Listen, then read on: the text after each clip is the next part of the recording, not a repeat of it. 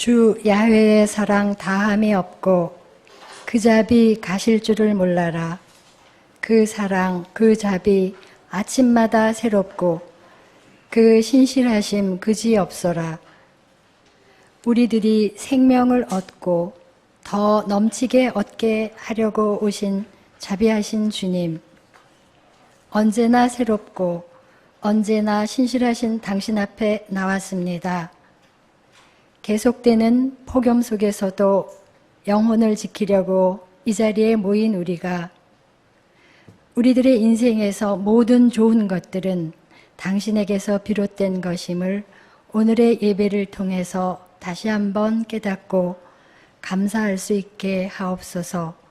예수님 이름으로 기도드립니다. 아멘.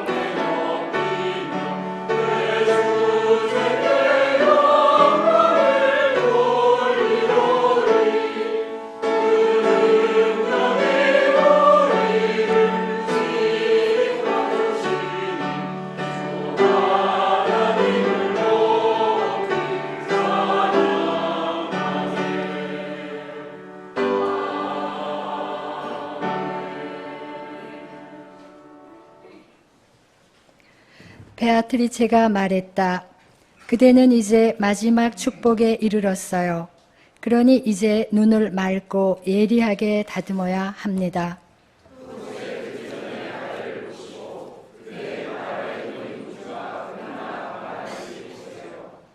그러면 그대의 마음은 한없는 기쁨을 알면서 이 창공을 통해서 기꺼이 오는 승리의 주인들을 맞이할 수 있을 거예요.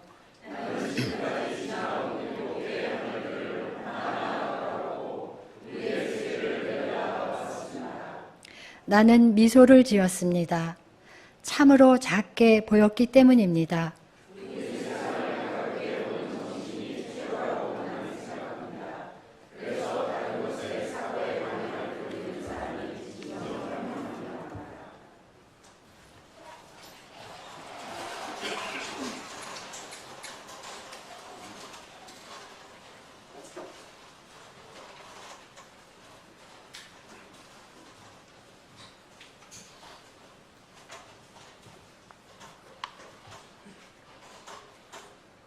함께 기도드리겠습니다.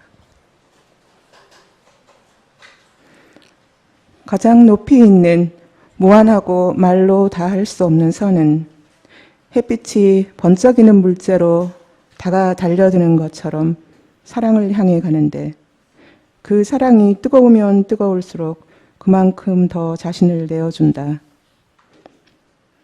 지고의 선이 흘러넘쳐 펼쳐지는 그곳에 사랑이 열려 그 사랑 위에 무궁한 힘이 자라난다. 하늘나라를 사랑하는 마음이 클수록 사랑해야 할 대상과 서로에 대한 사랑도 커지기에 성과 사랑은 거울처럼 서로를 비추며 빛을 늘려간다. 단테의 신곡에 나오는 한 구절입니다. 사랑의 하나님, 지금 이 시간 이 자리에 있게 해주셔서 감사합니다. 깨어져 흩어지지 않고 열리게 해주셔서 고맙습니다. 열고 나와 만날 수 있게 해주셔서, 만나서 함께 할 수 있게 해주셔서 감사합니다. 삭개오처럼 나뭇잎 사이로 훔쳐보던 저를 부르시고 새 길로 이끌어주신 주님, 그 새 길이 마음의 길이고 사랑의 길임을 알았습니다. 이제 그 알을 머리가 아니라 온몸으로 살아내도록 도와주십시오.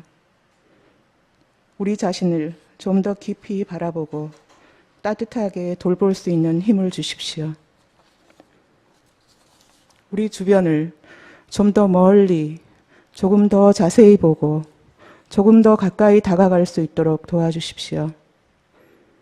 알아주지 않는 곳, 눈에 띄지 않는 곳, 손길 가지 않는 곳을 돌아볼 수 있는 마음을 주시고, 갇힌 곳, 어두운 곳, 아픈 곳을 찾아가 보고 듣고 같이 할 수 있는 힘을 주십시오.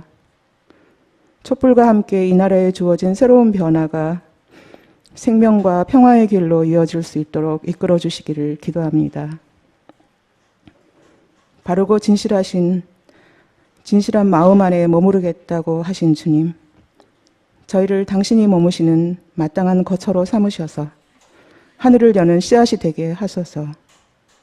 오늘 예배를 준비하신 모든 분들께 당신의 위로와 은총이 함께 하시길 바라며, 특별히 오늘 말씀 증거를 맡으신 세 분과 함께 하시기를 기도드립니다. 오늘 예배의 모든 순서를 당신께 맡기며 우리의 표대가 되어 이끄시는 예수님의 이름으로 기도드립니다. 아멘.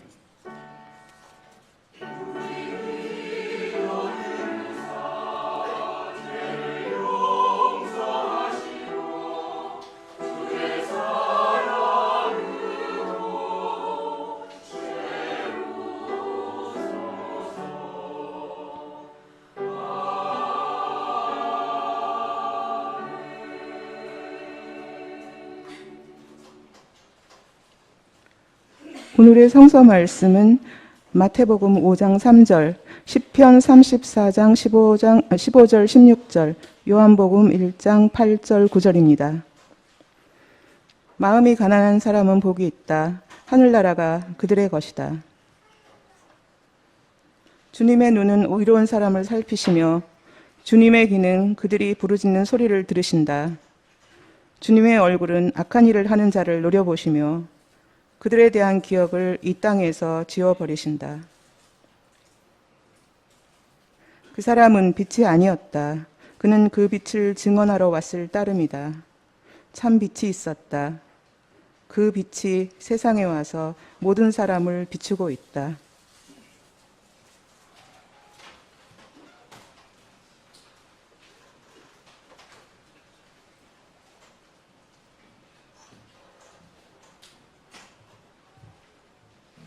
네, 오늘 말씀 증거는 세길교회의 소모임 중에 하나인 책을 읽는 소모임인데요. 세길 너머에서 세 분의 자매 형제님들께서 해주실 것입니다. 문현미 자매님, 노선희 자매님, 그리고 박흥식 형제님께서 단테의 신곡 읽기의 즐거움을 우리에게 선사해 주실 것이라고 믿고 기대합니다. 곧 이어 성가대의 찬양이 있겠습니다.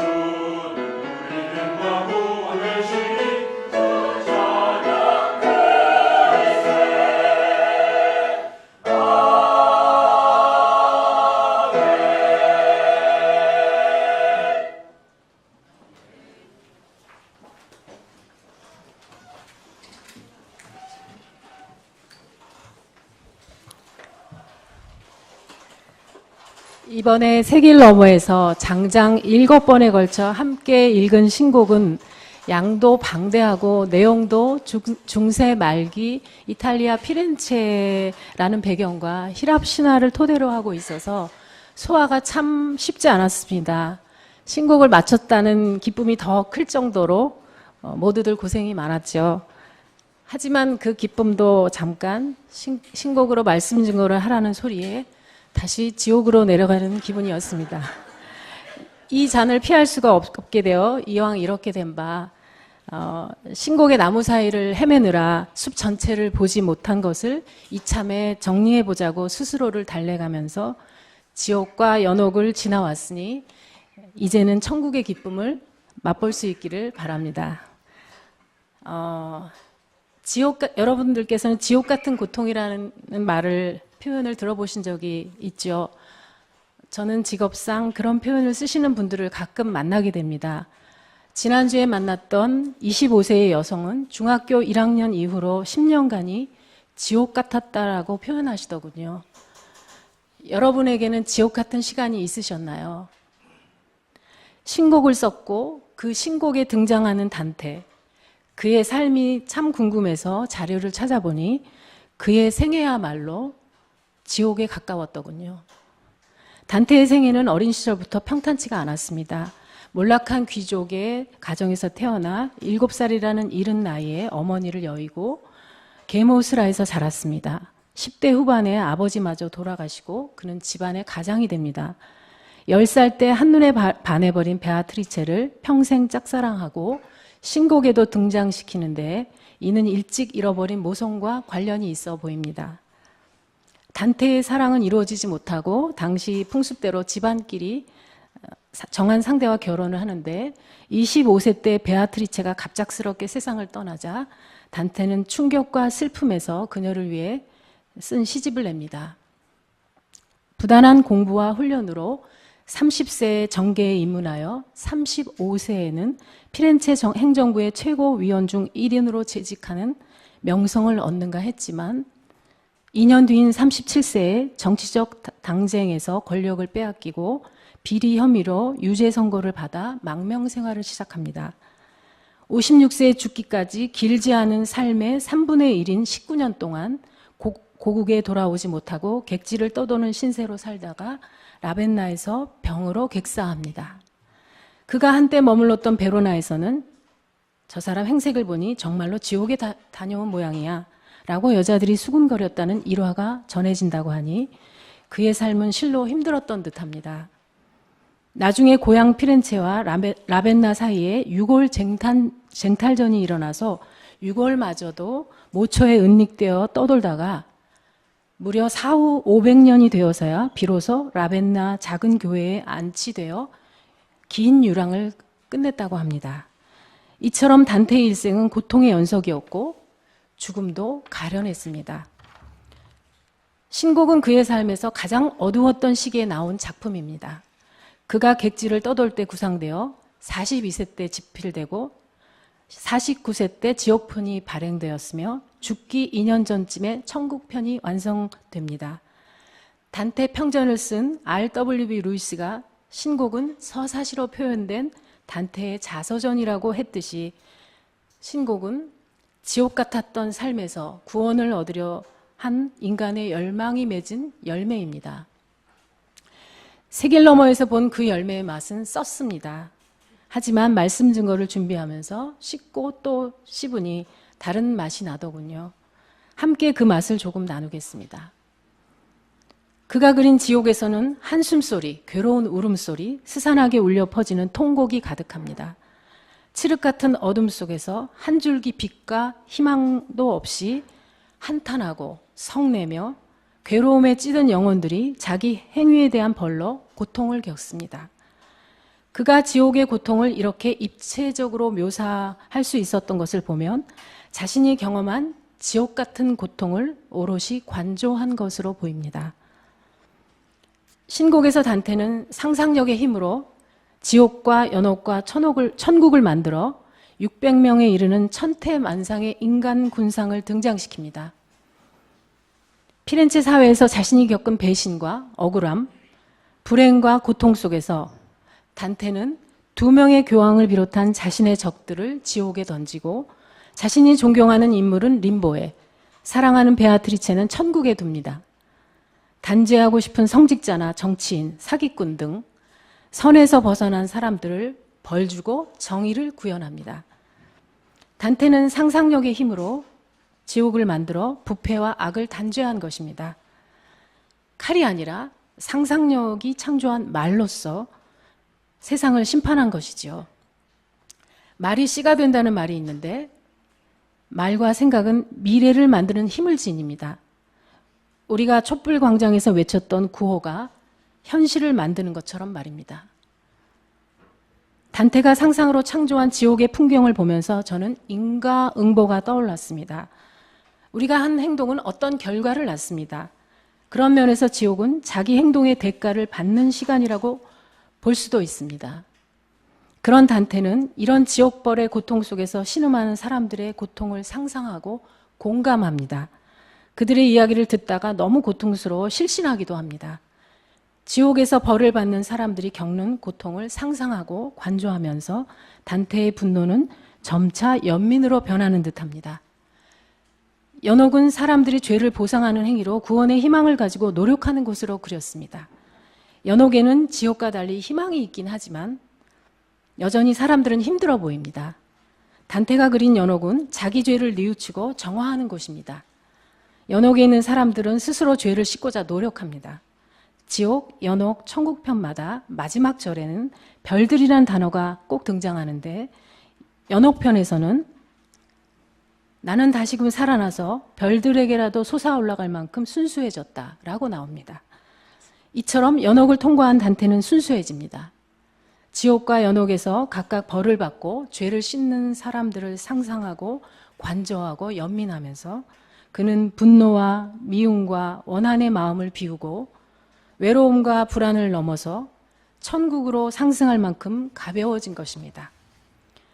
이렇게 천국에 오른 단테는 관조하고 비워서 가난해진 마음으로 오로지 빛이신 하나님을 관상합니다.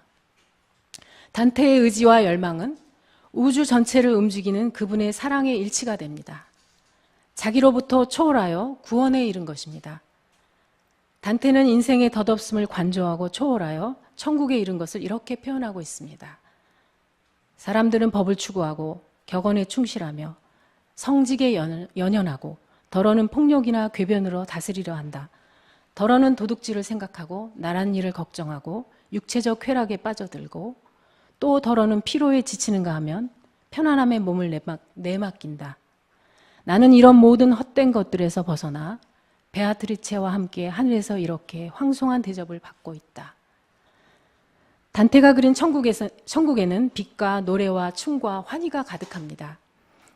거기서는 더 이상 죄를 씻으려고 애쓰지 않습니다. 사랑인 하나님의 의지와 일치되어 세상을 아름답게 해나가고자 하며 세상과 지옥과 연옥의 영혼을 위해 사랑을 쏟게 됩니다. 이처럼 신곡은 단테가 자신의 고통 속으로 들어가서 이를 관조하고 상상력으로 승화해 나간 과정을 보여줍니다.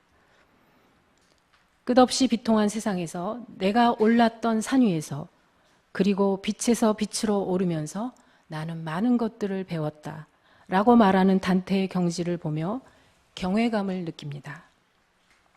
자신의 고통 속으로 하강해서 고통을 관조하고 인간의 한계를 느껴본 사람은 마음을 비우고 가벼워져서 초탈할 수 있게 됩니다.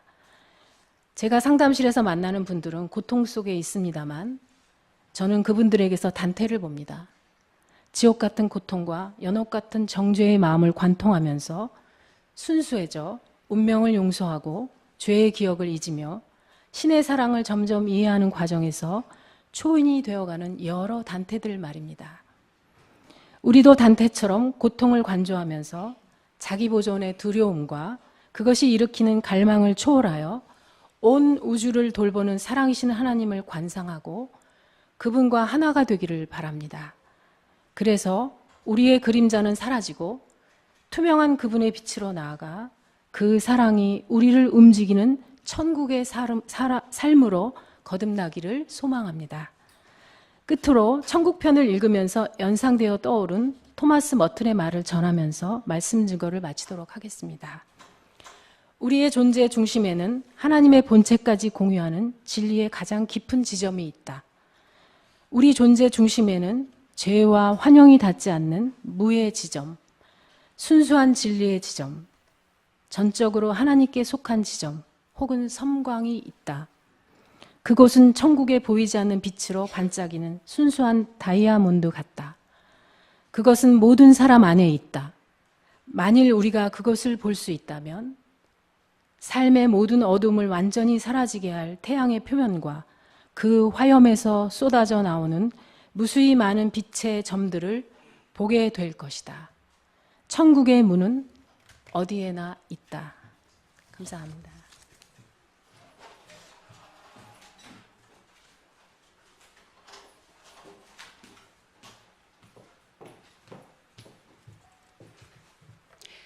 지난 겨울 새길너머에서 부산으로 워크숍을 갔었습니다.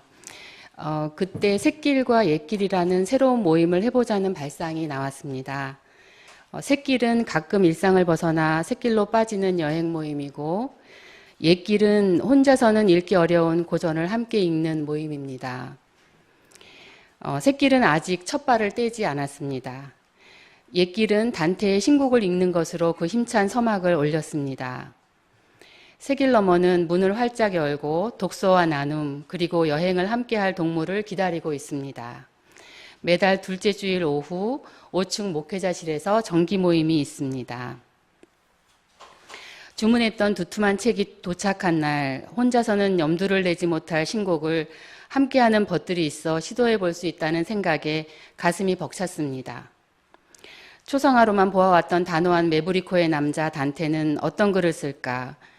예술의 도시 피렌체, 중세의 끝자락인 1300년, 백기오 다리를 건너 두오모 성당에서 예배를 드리곤 하던 사람들에게 무슨 일이 일어난 걸까?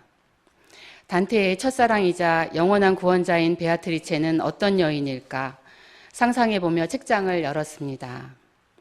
첫 구절이 눈에 들어왔습니다. 우리네 인생길 반고비에 올바른 길을 잃고서 나는 어두운 숲속에 있었다.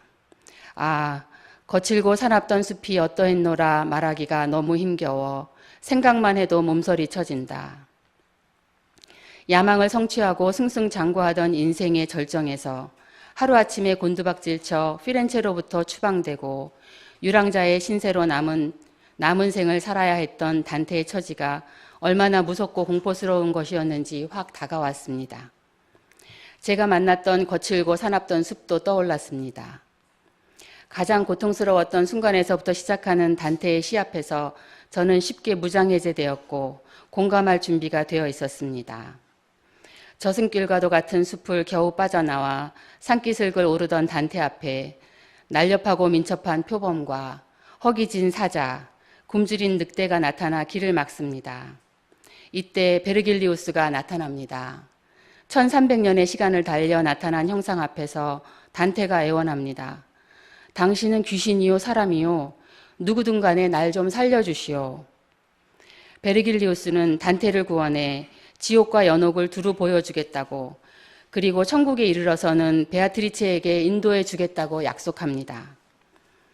이렇게 해서 베르길리우스와 동행하는 단테의 여행, 단테와 떠나는 신곡 여행은 시작되었습니다.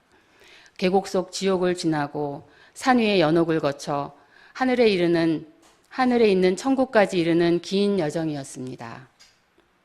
첫 여행지 지옥은 영원한 고통의 세계였습니다. 여기 들어오는 자 모든 희망을 버릴지어다. 지옥문에 쓰여있는 문구입니다. 지옥의 고통이 끝이 없음을 말해줍니다. 죄인들이 도착해 죄를 고백하면 지옥의 심판관 미노스가 죄가에 따라 갈 지역을 배정합니다. 죄가 무거울수록 더 깊은 권역에서 더 참혹한 벌을 받습니다. 코나 귀나 팔이 잘린 채 피를 줄줄 흘리고 있거나 끊어진 자신의 머리채를 초롱인 양 들고 있는 영혼들이 보입니다. 이들은 생전의 정치가였습니다. 펄펄 끓는 역청 속에서 기어나오려고 애쓰는 영혼들이 있습니다. 이들은 직권을 남용해 사적 이익을 취한 탐관오리들입니다. 엎치락뒤치락하며 아귀다툼하듯이 싸우고 있는 영혼들. 이들은 평화를 위해 부름받았으나 불화와 전쟁을 일삼았던 교황과 추기경들입니다. 피가 끓고 있는 강물에 눈썹까지 잠긴 이들은 폭군들입니다. 비처럼 떨어지는 불덩이를 맞아 털이 빠지고 그을 힘으로 알아볼 수 없는 이들은 피렌체의 저명 인사들입니다. 무거운 죄를 지어 큰 벌을 받고 있는 영혼들은 모두 지도자급 엘리트들입니다. 지성의 힘이 사악한 권력과 만났을 때 지옥 같은 세상이 만들어지는 것은 700년 전이나 지금이나 다르지 않습니다. 두 번째 여행지 연옥은 속죄와 정죄, 즉 재시슴의 세계였습니다. 죄를 깨달은 영혼들이 천국행의 희망을 가지고 지은 죄를 씻고 있습니다. 평생 인색했던 교황은 머리가 땅에 닿도록 허리를 숙이고 걸어가며 속죄합니다. 자신의 업적에 오만했던 귀족은 잔등에 짐을 지고 산을 오르는 것으로 속죄합니다. 질투의 죄를 지은 영혼은 철사로 꿰맨 두 눈이 너무 아파 연신 눈물을 흘리며 산을 오릅니다. 연옥에서 씻을 수 있는 또 다른 죄는 분노, 태만, 탐욕, 애욕의 죄입니다. 마지막 여행지 천국은 인간 지성의 척도를 벗어난 영원한 빛의 세계였습니다. 천국의 지복자들은 직관으로 빛이신 하나님을 볼 수 있습니다. 그렇게 할 수 있는 것은 자신의 의지를 하나님의 의지와 일치시켰기 때문입니다. 단테도 하나님과 하나 되어야 하나님을 볼 수 있는 신비를 체험합니다. 이것으로 지옥에서 3일, 연옥에서 3일, 천국에서 보낸 하루의 여행은 마무리됩니다. 신곡 여행을 시작하면서 단테에게 묻고 싶은 것이 있었습니다. 지옥과 연옥과 천국이 의미하는 것이 무엇인가요? 죄 지은 자가 가는 지옥, 뉘우친 자가 가는 연옥, 선한 삶을 산 자가 가는 천국, 그 너머의 의미를 찾고 싶었습니다. 신곡 여행을 마쳤을 때 사랑과 정의에 목말랐던 단테의 모습이 보였습니다. 지옥, 연옥, 천국은 단테가 꿈꾼 세상, 하나님의 사랑과 정의가 실현되는 세상이라는 생각이 들었습니다. 그는 만나는 영혼 하나하나에게 그 자리에 오게 된 이유를 물었습니다. 이유 없이 벌이나 축복을 받는 이들은 없었습니다. 정의는 사랑의 또 다른 이름입니다. 천국뿐만 아니라 지옥과 연옥 모두 정의가 살아있는 공간입니다. 지옥과 연옥에서는 죄값이 제대로 치러지고 있으니까요. 현실에서는 죄 지은 자 따로 고통받는 자 따로입니다. 부패한 권력 집단의 횡포로 고통받는 이들은 사회의 약자들입니다. 탐욕스러운 종교 지도자의 기만으로 고통받는 이들은 갈급한 영혼들입니다. 그래서 현실이 더 지옥스럽습니다. 단테가 꿈꾼 세상에는 억울한 이가 없습니다. 하지만 이 땅에는 많은 이들이 고통의 이유를 알 수 없어 고통스러워합니다. 현실이 혼란하고 고통스러울 때 사람들은 인간의 썩어빠진 본성 때문이라고 말하곤 합니다. 단테는 현실의 고통은 나쁜 통치 때문이라고 말합니다. 그가 정의로운 통치를 얼마나 갈구했는지 알 수 있습니다. 단테의 꿈은 그의 억울한 처지와 고통스러운 삶을 반증하는 것이기도 했습니다.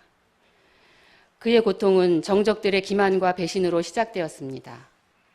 그러나 조국과 고향, 가족과 친구, 부와 명예를 모두 잃고 난 후에도 그가 잃지 않은 단 한 가지가 있었습니다. 그것은 시를 쓰는 것이었습니다. 시를 붓으로 삼아 거대한 세미라를 그렸습니다. 계곡과 산과 하늘에서, 온 우주에서 정의가 실현되는 세상의 그림이 완성되었습니다. 단테가 붙인 신곡의 원제목은 코미디아, 즉 희극입니다. 지옥과 연옥이 너무 처참하고 끔찍하니 비극이면 비극이지 왜 희극일까요? 하지만 신곡은 비극이 될 수 없습니다. 신곡은 단테가 꿈꾸었던 세상의 이야기, 하나님의 정의가 통치하는 세상의 이야기이기 때문입니다.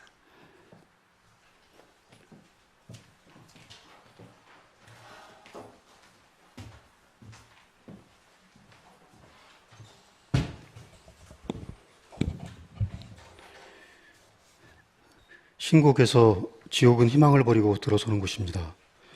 지옥문의 문 게이트에 부정건사가 붙어 있습니다. 지옥이 하나가 아니라는 뜻입니다. 우리가 희망을 버리고 절망하는 자리가 곧 지옥문이라는 뜻입니다. 연옥은 별이 보이는 곳입니다. 희망이 있는 곳입니다. 인간이 인간인 것은 이성 때문이 아니라 반성 때문일 것입니다. 죽기 전에라도 뉘우치면 우리는 연옥에서 벌을 받고 천국에 올라갈 수 있습니다. 천국은 별 자체입니다. 인간의 이성적 진리와 신의 계시적 진리가 모순되지 않는다고 본 토마스 아퀴나스의 신학이 드러나는 곳입니다. 지옥과 연옥은 인간의 이성을 상징하는 베르길리우스가, 천국은 신의 계시를 상징하는 베아트리체가 안내합니다. 사적인 인물인 베아트리체에게 지나치게 의무부여를 한 것에 대해 비판적인 학자들이 있습니다. 신곡에 지옥문과 연옥문은 따로 있습니다만 천국문은 없습니다. 베아트리체가 단테에게 천국문이었던 것이죠. 절망하는 자리가 지옥문인 것처럼 나에게 희망을 안겨주는 내 곁의 사람이 나에게 천국문이라는 뜻 아닐까요? 천국이 음악적이라고 합니다만 중요한 감각은 시각입니다. 천국은 빛으로 가득합니다. 그 빛을 감당할 수 없어 단테는 시력을 잃기도 합니다. 천국에서 한 단계 올라갈 때마다 시력을 잃었다가 다시 찾기를 반복하면서 시력이 강해집니다. 하느님을 보려면, 하느님의 빛을 감당하려면 먼저 눈이 깊어져야 합니다. 보는 것이 사랑하는 것입니다. 아는 것은 나중입니다. 그래서 톨스토이는 전쟁과 평화의 제사를 내가 아는 모든 것은 오직 사랑하기 때문에 안다 라는 문장으로 삼았습니다. 보면 사랑하고 사랑하면 알게 됩니다. 제가 하는 일을 예술, 곧 아름다움의 추구라고 한다면 그건 보게 하는 일이구나 라는 생각을 신곡 덕분에 새삼하게 되었습니다. 저는 단테가 왜 신곡의 제목을 코미디라고 했는지가 계속 궁금했습니다. 신곡은 영어로 The Divine Comedy입니다. 코미디 앞에 디바인이라는 형용사를 붙인 것은 보카치오였습니다. 단테가 붙인 애초의 제목은 영어로 더 코미디 오브 단테 알리기에리입니다. 저는 신곡을 헬라스의 신화 전통과 히브리의 성서 정통이 만나 서양 고전의 한복판에 우뚝 솟은 산이라고 생각합니다.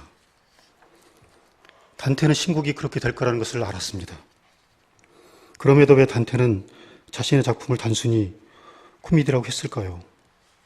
결말이 행복하니까.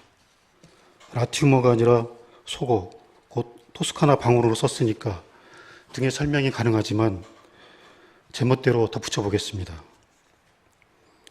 아리스토텔레스의 시학에는 비극론은 있어도 희극론은 없습니다. 희극에 대해서도 말할 것처럼 해놓고 말하지 않았습니다. 시학에서 비극의 정의는 한마디로 고귀한 사람들을 고상한 문체로 다룬 것입니다. 희극의 정의는 비극이 아닌 것으로, 그러니까 보통의 사람들을 저속한 문체로 다룬 것이라고 해야겠지요. 사실 그가 희극론도 썼을 가능성은 꽤 높습니다. 움베르토 에코의 장미의 이름은 그 가능성을 소설로 만든 것입니다. 아리스토텔레스의 시학은 비극론, 희극론 두 권으로 되어 있고 호르헤 수사가 희극론에 독약을 묻혀 그것을 읽은 수사들을 죽게 만들고 결국은 책과 함께 자신도 불에 타버리는 것으로 되어 있습니다. 호르헤 수사에게는 웃음이 악마였습니다. 왜 그렇게 웃음이 두려웠을까요? 웃음을 유발하기 위한 저속함이 중세 수도원의 경건함에 치명적이었던 걸까요? 아리스토텔레스에게 비극은 울음이 수단이고 카타르시스, 곧 정화가 목적이었습니다. 아마도 호르헤 수사가 불태운 희극론에는 희극은 웃음이 수단이고 엘피스, 곧 희망이 목적이다라고 쓰여 있을 것 같습니다.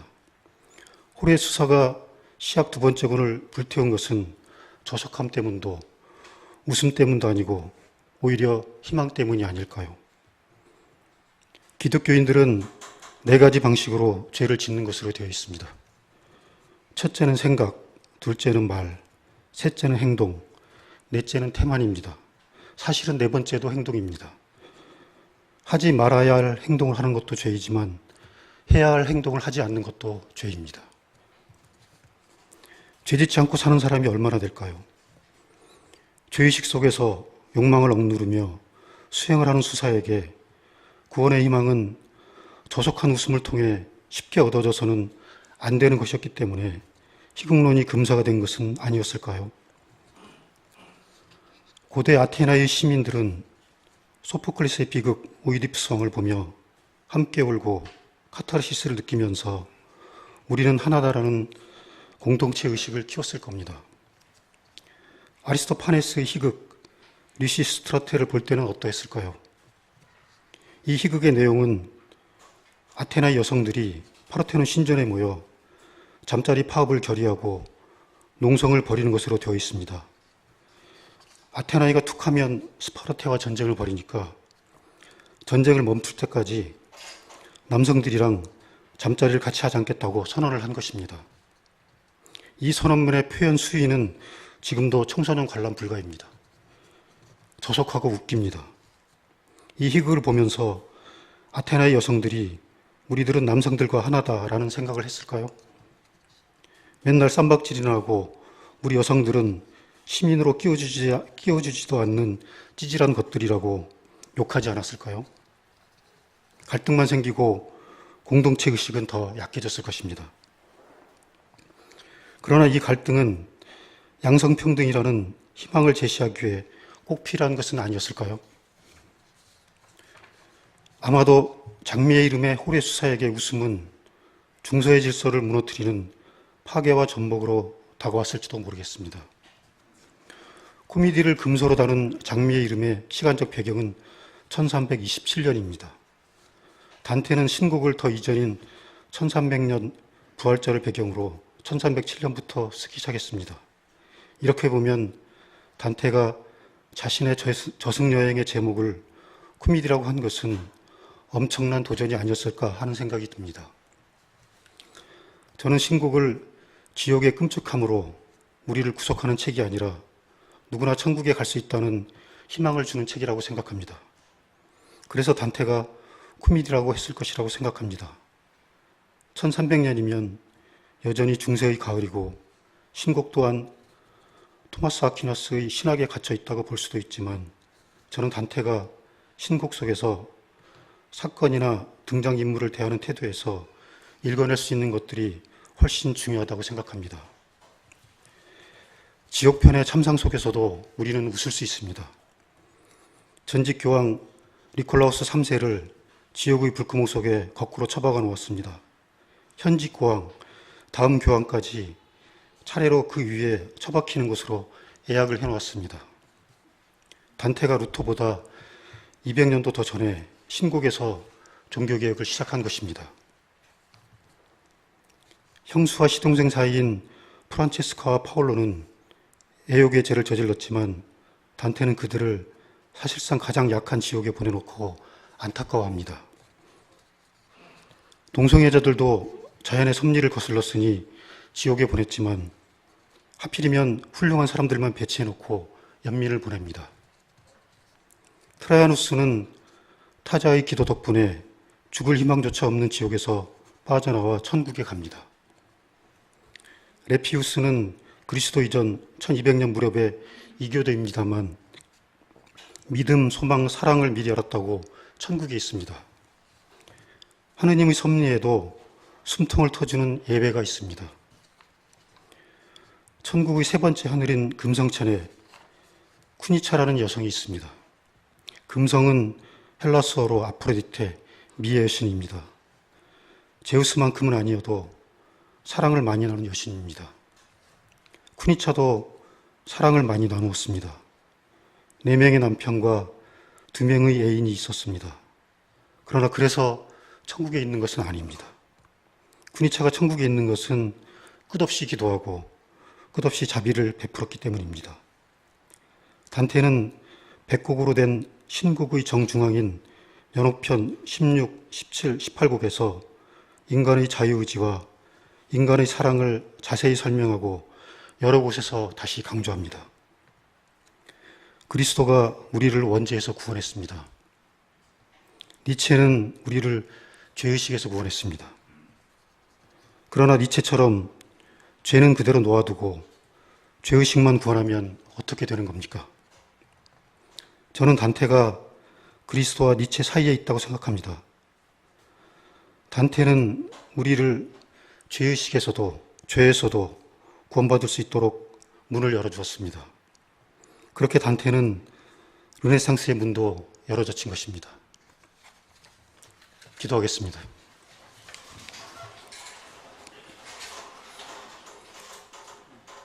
하느님, 단테를 따라 저승여행을 했습니다.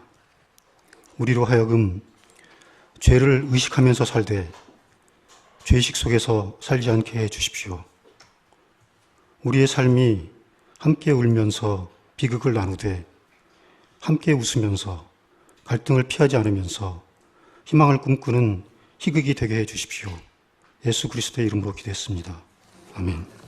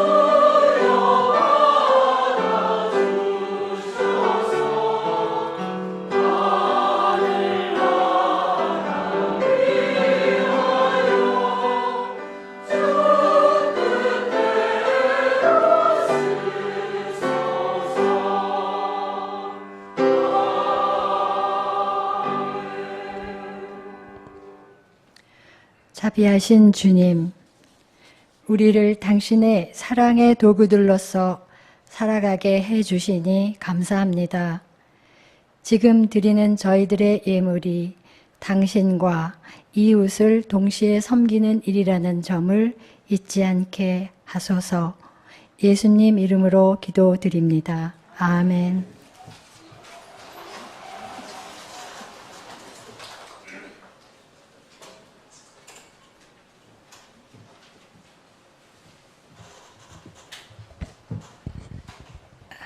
네, 이웃을 위한 묵상기도 시간인데요. 지금 새 정부에서는 탈원전 정책을 추진하고 있습니다. 그러나 신고리 원전 건설 중단에 대해서는 찬반 논쟁이 굉장히 뜨겁습니다. 특히 그 기존의 원자력 산업하고 관련이 되어 있는 산업계하고 학계의 반발이 몹시 심한 것 같습니다. 규모가 작지 않은 산업이고 또 신규 공장 건설을 이렇게 중단을 하는 갑작스러운 조치가 어쩌면 받아들이기 어려운 면도 있겠지만 우리 후손들에게는 돌이킬 수 없는 피해를 입게 될지도 모르는 일이어서 신중하게 고려하고 결단해야 될 것 같습니다. 후쿠시마 원전에 엄청났던 피해를 우리는 목격했었고 또 그런 사고가 다시 일어나지 않도록 예방하고 방지하는 데에도 엄청나게 막대한 비용이 들어간다고 합니다. 아무리 큰 그렇게 비용을 치러서 예방하고 방지해도 기술적인 불확실성은 여전히 남아 있을 것이라고 전문가들은 대단히 걱정하고 있습니다. 이와 같은 엄청난 문제를 지금 당장 너무 복잡하고 어렵다고 후손들에게 정말 떠넘겨야 하는 일인지 심각하게 생각해야 할 것 같습니다. 오늘의 이웃을 위한 묵상 기도는 원전 건설로 인해서 혹시 피해를 입게 될지도 모를 저희들의 미래에 대해서 기도하고 싶습니다.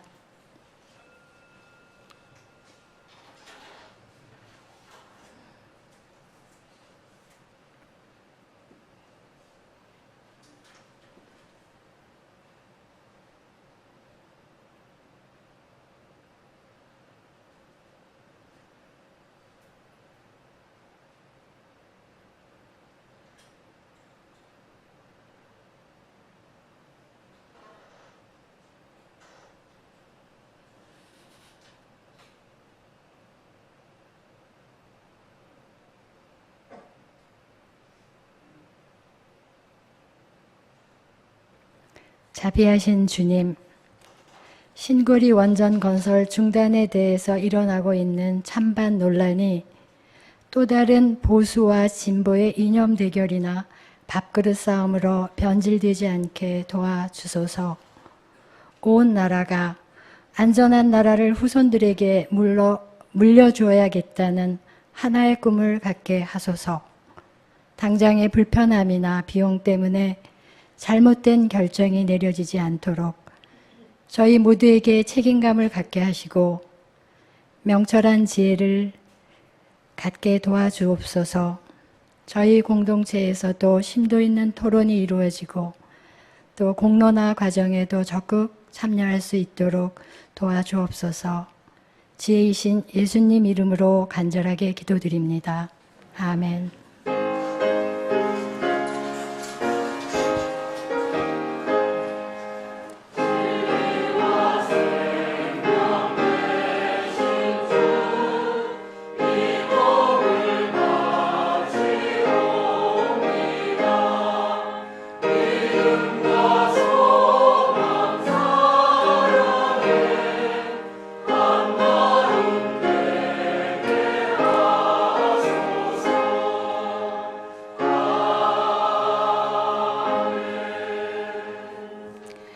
우리는 우주 만물을 창조하시고 역사를 주관하시며 부모 인도하시는 하나님을 믿습니다. 우리는 모든 악으로부터 우리를 해방하여 새 사람으로 일으켜주시는 예수 그리스도를 믿습니다. 우리는 모든 생명들이 서로 소통하도록 이끌며 고난과 절망 속에서도 우리에게 언제나 새로운 희망과 능력을 주시는 성령을 믿습니다.